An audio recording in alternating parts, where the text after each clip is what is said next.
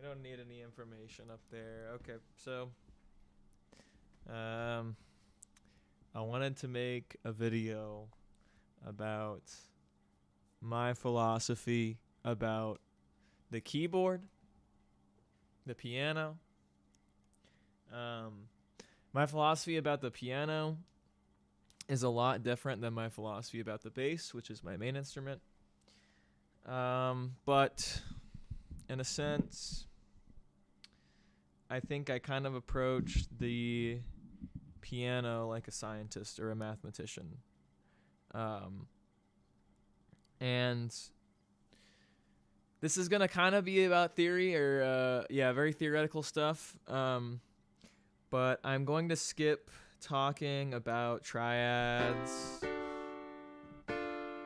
and that kind of thing. And I'm going to think about it, or I'm going to talk about it more mathematical, using intervals. So, obviously, on a piano or keyboard, we have 12 unique tones, and then it repeats. So, 1, 2, 3, 4, 5, 6, 7, 8, 9, 10, 11, 12, and we're back. So 12 unique tones. We play music in the 12-tone system here on the piano, tempered, of course. So now 12 is a nice number in that it has a lot of factors. You can factor 12 into groups of 3, groups of 4, groups of 2, groups of 6, and 1 and 12, of course. And so these kind of groupings kind of determine how I perceive harmony. And the way it works in terms of forming patterns, the keyboard, numerical patterns also determines how I perceive harmony. So there's obviously there's the major scale, which is just C major. Oh yeah, great sound. all the white keys, right? But mathematically, the major scale does not really. It's not a recursive pattern. Now, what do I mean by recursive? That means if you apply a function, the same function continuously, you will end up back where you start. Now, the major scale is not a recursive function. It's just a set pattern. And you can repeat it, but, well, I guess it is kind of recursive now that I'm thinking about it, because it's whole, whole, half, whole, half, whole, half, whole, half. You do that pattern and you get the same thing over and over and over again. So you get back where you started. So it is, in a sense, recursive. But I don't really think about it that way, I guess. Now, what I'm getting to is I'm going to use the Lydian, like a Lydian chord as an example. And Jacob Collier has talked about this for a while, and people have used these chords, these ideas for a while now. But the general concept is if you take a major triad and you look at the relationship of the notes, the intervals, from one to the next. So C to E is a major third, and E to G is a minor third. And you repeat that pattern, and you alternate it. So major third, minor third, major third, minor third. So major third, minor third, major third, minor third, major third, minor third. You get a Lydian chord like this. Now, this pattern is recursive. So if you start all the way at the bottom of the keyboard,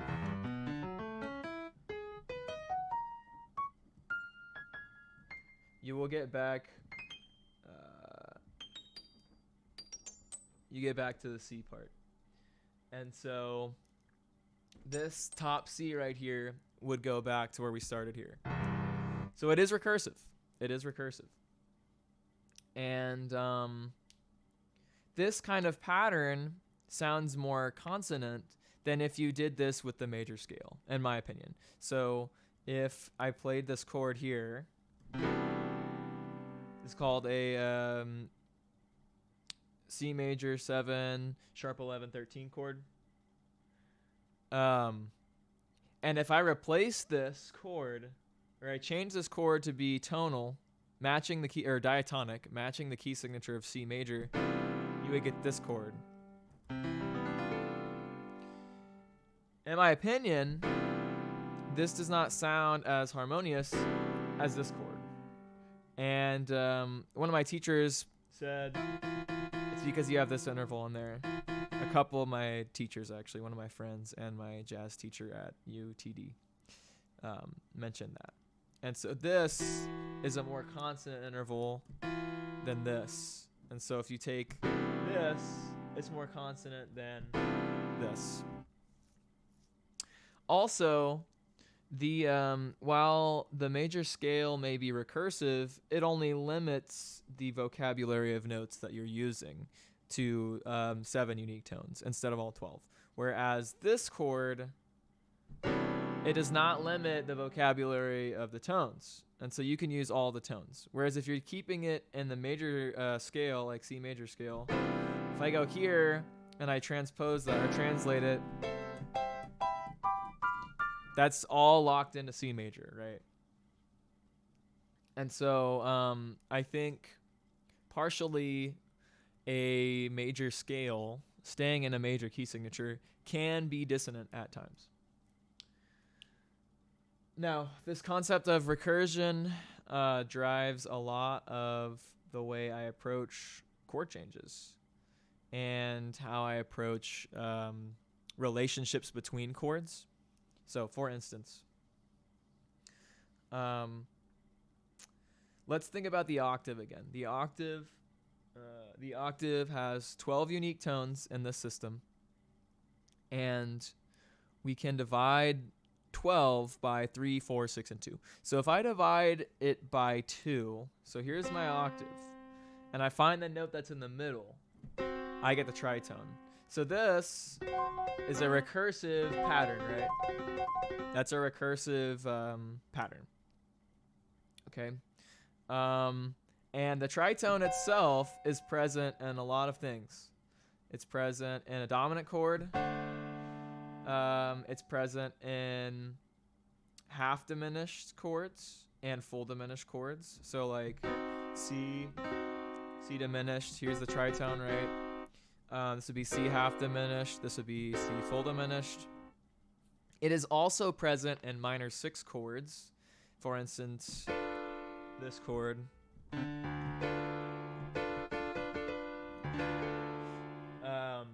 Here's the tritone right here. So the tritone can be used in a few ways.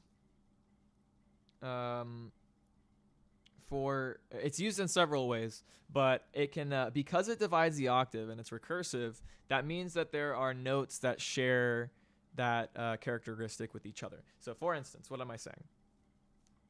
If I have D7, D dominant 7, right? And I move the bass note in the same amount that I would move these two notes, right? Because these two notes are recursive. They repeat. By moving a tritone, I repeat that pattern. Well, if I do that with my bass note, I still get the exact same chord. So if I go from D to the tritone, which is A flat, I will still have a dominant chord if I'm playing these two notes up top. So here's D7, A flat 7, right? This concept in jazz is known as a tritone sub.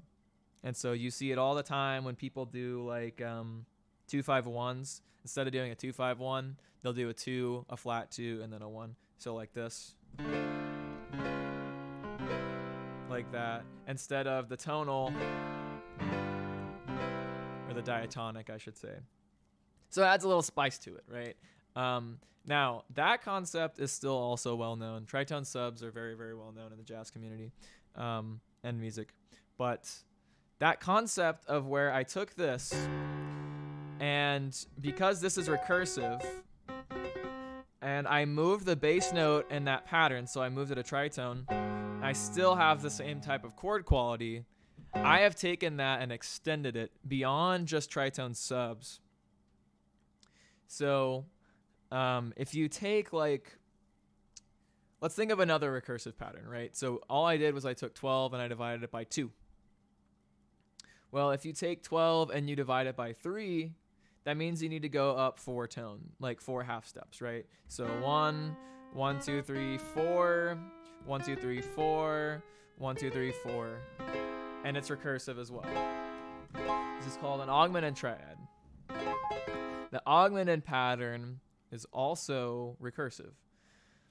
Now, augmented triads aren't really used that much in music, but there is one chord that they're used in that it has, I think, the most use from what my experience, which is the minor major 7. So this chord. So we have a minor third and a major 7 on top. It's called a minor major 7 chord. Now, the minor major 7 chord has this augmented triad on top. And so it has a recursive portion to the chord overall. So that means if I take the bass and I move it in the same pattern as this recursive chord, then I will get the exact same chord quality. So for instance, if I have it on C sharp, right, like this, C sharp, minor major 7. Well, if I move that bass note up 4 steps, like I did before, I get this. 1, 2, 3, 4. This is also a minor major 7. If I move this up 4 steps, this is also a minor major 7. And so you get kind of, I guess it wouldn't be called a tritone sub. In this case, it'd be called like a major third sub. Notice this makes an augmented triad, right? And so it matches the exact same kind of pattern as this pattern, this recursive pattern that I'm playing up top. So this is a minor, or to recap, this is a minor major 7. I move the bass in the same pattern as the upper structure. This is a minor major 7. This is a minor major 7. That's another instance of it. So that would be with the use of recursion with an augmented chord, augmented triad. Another example I can think of is the full diminished 7th chord. So instead of moving up 4 steps to divide the octave, right? Like I did 1, 2, 3, 4, 1, 2, 3, 4, 1, 2, 3, 4. And I got the augmented triad. Well, let's try going up 3 steps, right? Because 12 can divide by 3. So 1, 2, 3, 1, 2, 3, 1, 2, 3, 1, 2, 3. I'm back where I started at C. So this is also a recursive chord, I like to call it. All of these chords I'm describing where they go back to where they started, I call recursive chords. So this is a full diminished 7th chord as it is known in music theory. It's a full diminished 7th chord. A half diminished being tonal or diatonic to a key signature. So this would be a diatonic chord to C sharp major. So that would be like a 7 to 1. Now, there is no major scale that has a full diminished chord in it and a diatonic major key signature. So the full diminished scale or full diminished chord kind of fits outside of a diatonic. Same for augmented triads. There's no diatonic augmented triad and like a normal major key signature. So the full diminished chord is made of stacked minor thirds, or just you moved up 3 half steps between each tone. And it is very, very common in jazz and in jazz music when they're in a minor key. And like I was saying earlier, they like to do what are called 2-5-1s. They'll usually start with a fully diminished chord, and then they'll go to what's called a dominant 7 flat 5, or flat 9, excuse me, dominant 7 flat 9. And so a dominant 7 flat 9 chord in the upper structure contains a fully diminished 7th chord. So if I took this fully diminished 7th chord and I put a D underneath it, I get D7 flat 9. And then people would resolve this to like G minor 9 or G minor 7 or just a G minor chord. And jazz theory is what I was taught. So that's a classic resolution there, or voice leading. Now, the thing about this is, because it's a recursive chord, and I take the bass note, if I move the bass note in the same pattern as the chord, the upper structure voices, they're all minor thirds. If I move the bass note in minor thirds, I'll still have a dominant 7 flat 9 chord. So if I play this, or this is also a 7 flat 9 chord, or this, or this. All of those are dominant 7 flat 9 chords. So you can use this substitution. You can think about using all of these different notes, right? All these bass notes as substituting notes for the upper structure. So instead of going like,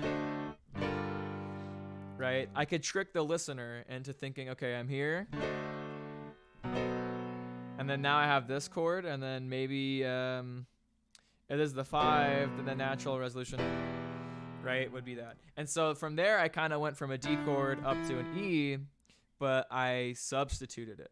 So it's a nice, clever way to go to different places, different bass notes or tonal centers, so to speak, using this concept of substitution, recursive substitution. Okay. And it keeps kind of going in the sense of there's also, like, if you divide it by major sixths, so or is it minor sixths? If you divide it by minor sixths,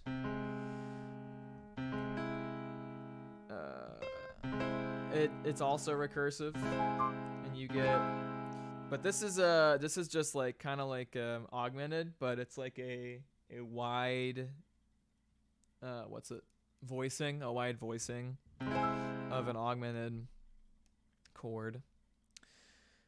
It also goes further where if you can divide 12 by 6, right? If you divide 12 by 6, you get 2. So if I go 2 steps, 1 2 1 2 1 2 1 2 1 2 1 2, you get the whole tone scale. The whole tone scale is pretty interesting.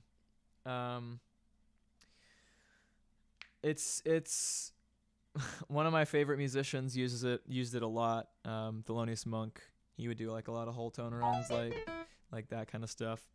And it's kind of prominent in jazz when people use the Lydian dominant scale. The Lydian dominant scale is an inversion of the melodic minor scale. And so this is like a little more advanced theory.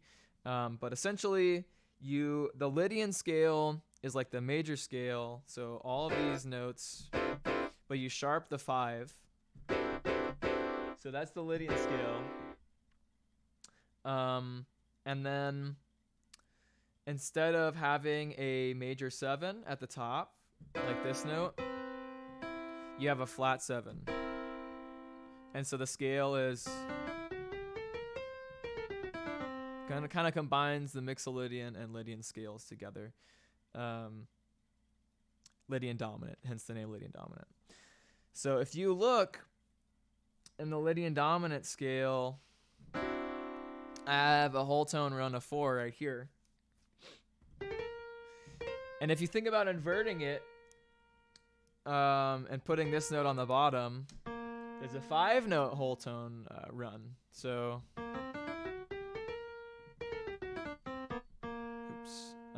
and so that's kind of like a portion where that's an instance where a portion of the scale displays like a recursive kind of effect, right? We are playing a whole tone over whatever chord. And so you can get like if I play these notes over C, you could classify this as a C7 sharp 11 chord, which is a common color tone. The sharp 11 is a cool color tone over the dominant chord, like that.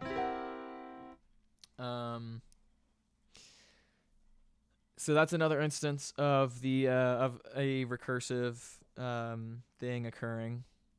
I thought of something a while ago. Oh yeah. So I like to use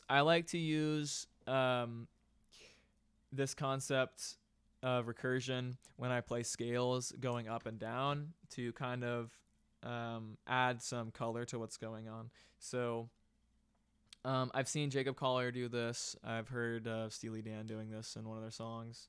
Essentially, you just take the function and you keep it going. It's just like I did with this chord in the beginning, where I said, okay, I'm gonna go major third, minor third, major third, minor third, major third, minor third, all the way up. It's the same thing with the scale. So you can imagine I just take the natural scale that fits all of these notes and I play it. And so what you would get is the Lydian scale. And so I went from C to D. And it sounded like kind of more of like a natural scale. And so you can just translate that up the keyboard. And so you get like this. And so that's like a fun way to kind of brighten whatever you're playing, right? Because as I approach the 5 of whatever tone I start with, it sounds really bright. You can also do this with the 4th. I like to think about it, which would be, I guess, an interpretation of the Mixolydian scale. So this last one I did is called like Hyperlydian or whatever, Mega Hyperlydian. You just translate the Lydian scale upward. You can do that with Mixolydian. So instead of leading, I like to think about it, I'm playing a major scale, but I'm leading up to the 5th here, and then I'm leading up to that one's 5th and this one's 5th. All these leading tones, right? Well, instead of doing that, just lead to the 4th. So you get something like this. So here's the leading tone, here's the leading tone, leading tone, leading tone, leading tone. And the cool thing about these scales, I think, is it's not super confusing to the listener. It's just kind of interesting. Because you can hear, like, this pattern, right? You can hear inherently, you know what note's going to come next, like, when you hear it, right? And so when you're playing, like, a melody like that with a scale, you can hear what the next kind of point of emphasis is going to be. And so I think that's a really cool way to approach navigating outside of the key signature, is with like the Hyperlydian and I guess I would call it Hypermixolydian. So yeah, that stuff's pretty cool. I'm trying to think of what else. There was something. Oh yeah. So this is where it gets really, really crazy. I haven't really done anything with this yet, but remember when I talked about augmented triads and diminished sevenths and tritones? They fully divide the octave. And so another way you can make like this is like recursive on recursive, I would call it, is you can take, so C augmented would be an augmented triad, would be a recursive chord, right? So think of those each individually as bass notes, right? So this is going to be like a polyharmonic chord in a sense. Think of these as bass notes, okay? And so then it's going to be kind of hard for me to do this without the sustain pedal, which I don't have access to right now with this display I'm using. But think about these as bass notes. And so if I take like a C major triad, right? Then put like an E major triad on top of that, and then put like an A flat major triad on top of that. This is a fully recursive chord, right? And then so I would go up from there. From A flat would be another C, and so I'll play another C major triad on top. That would be like a polyphonic recursive chord, or like a recursive on recursive chord. And so that would be like that's a really like spicy chord in a sense. So it'd be like,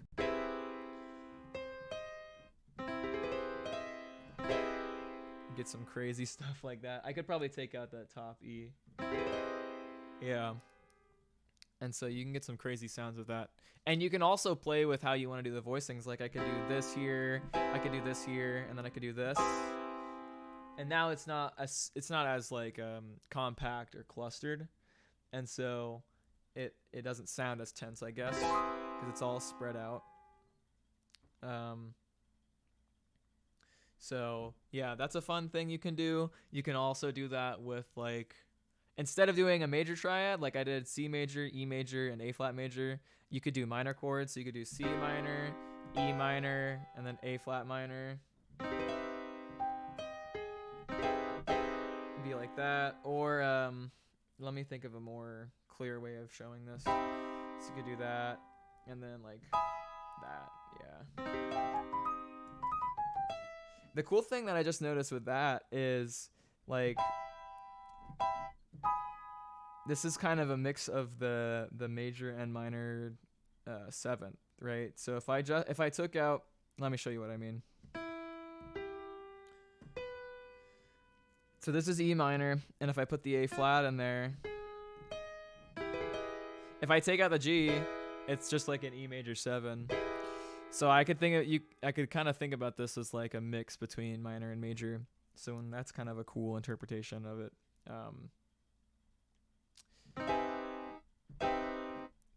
So what else?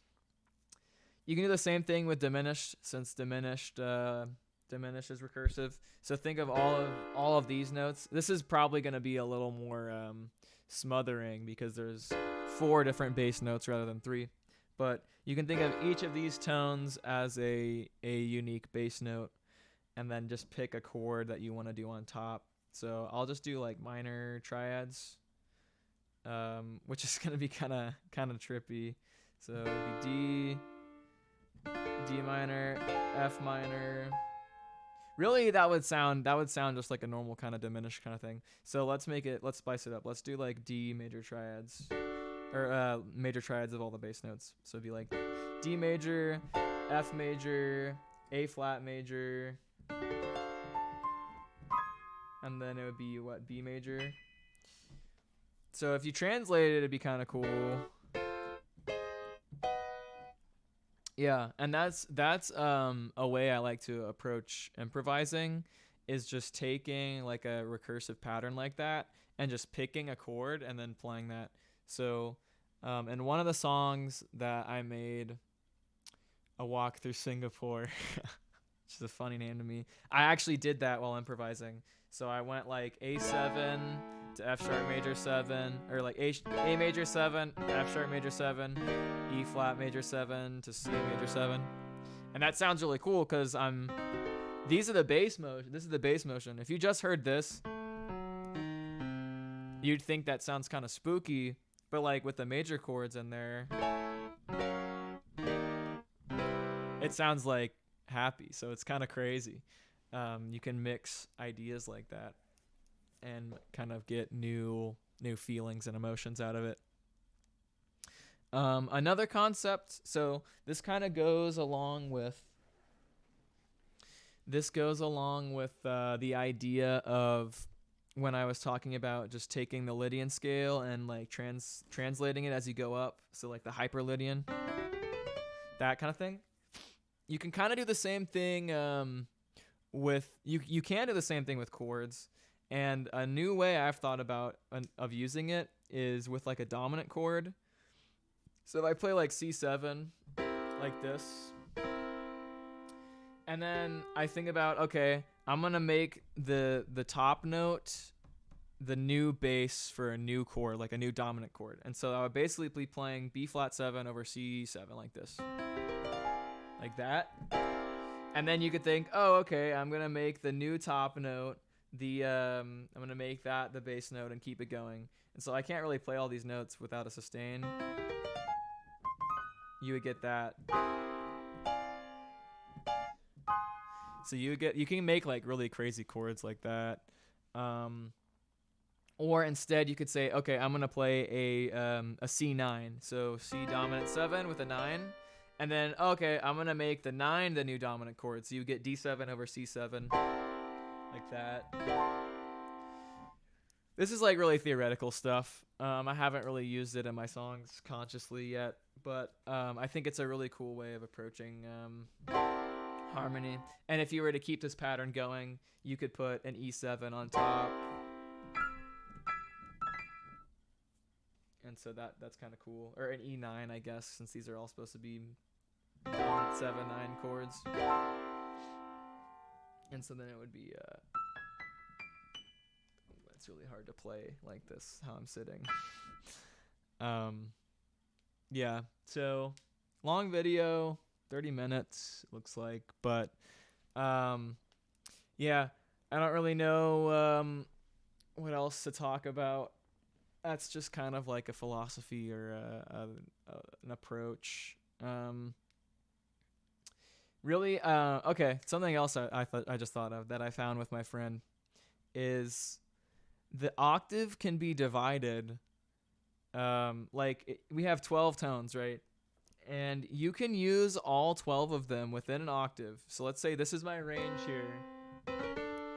This is my range from this C to this B. If I play with just triads, if I play each type of triad, I can use all the tones, which I think is really cool. So what do I mean? So let's say I'm going to use a C major triad. Now these notes are out. I can't use these notes anymore. Okay, so I've used the major triad. I have to pick a minor, an augmented, and a diminished. Okay, what I see is I see a D augmented triad right here. So I have that, right? So here, and so that leaves me with A flat, F, C sharp, D flat, E flat. Let me just play them so I don't forget. So I have, okay.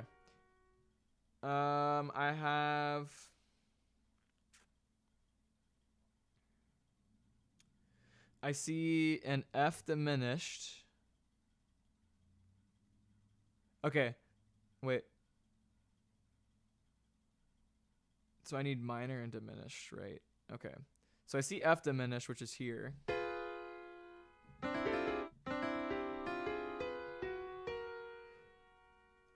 Minor diminished. So I need a minor chord, but I can't do that. Huh. So maybe I need to change the chords that I pick then. But it is possible. So let's go with this. We'll go with C major. We'll go E flat minor. Okay, I found it now. And then we have, so C major, E flat minor, C sharp aug. And then I can play like an inverted D diminished or A flat diminished chord. So this would be it, but inverted. And so I think that's kind of a fun way to approach like composition. I can go to this chord. Like that. That's kind of cool. And that used all the 12 tones. So I think that's an interesting characteristic of the system, being you can use all 12 tones and make 4 different qualities of triads within an octave. I think that's really cool.